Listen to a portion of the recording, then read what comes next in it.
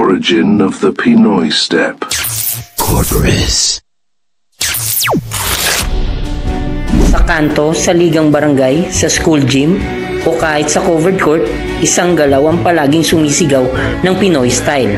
Mabilis, maloko, nakakagulat, ito ang Pinoy step. Pero, saan nga ba talaga ito nagsimula?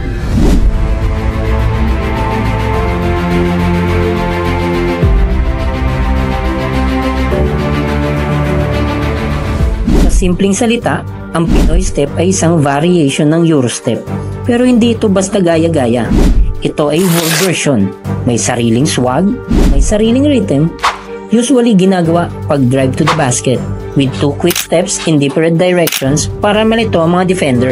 Pero pag Pinoy ang gumawa, may dagdag na liko, minsan may sabay galaw ng balikat, pambaliktad na mundo. Ang origin ng Pinoy step ay hindi court polished o galing sa elite basketball training. Ito ay tubo sa kalsada, sa mga liga na walang referee, sa mga laban na puro pustahan. Dito na inog ang instinct ng mga Pinoy bowlers na kailangan mong makalusot kahit mas malaki o mas malakas sa iyo ang mga bantay. Nakakaisip kung paano makaiiwas sa foul, kung paano makalusot sa mas malalaking players, unti-unting nabuo ang street style Euro, aka Pinoy step. Unang sumikat ang galaw na to sa mga semi-pro at collegiate leagues. Mga players na hindi man flashy sa dunk pero malulupit sa footwork. Pero ang tunay na bumida, sina Terence Romeo, Jason Castro, Sir Amer at CJ Perez. Mga guard na ginawang weapon ng Pinoy step para makalusot kahit sa siksikan. Ang Pinoy step ay hindi lang galaw.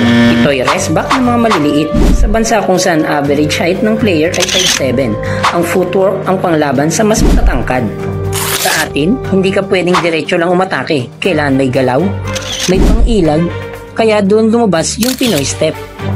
Ngayon, ang Pinoy step ay hindi na lang sa barangay. Nadadala na ito sa SEA Games, FIBA at minsan kahit sa social media ng mga international basketball pages.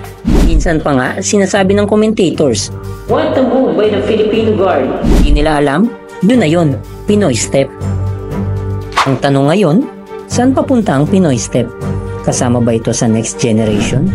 Tingin namin, oo, kasi hindi lang ito galaw, ito ay parte na ng kultura natin bilang basketball-loving nation.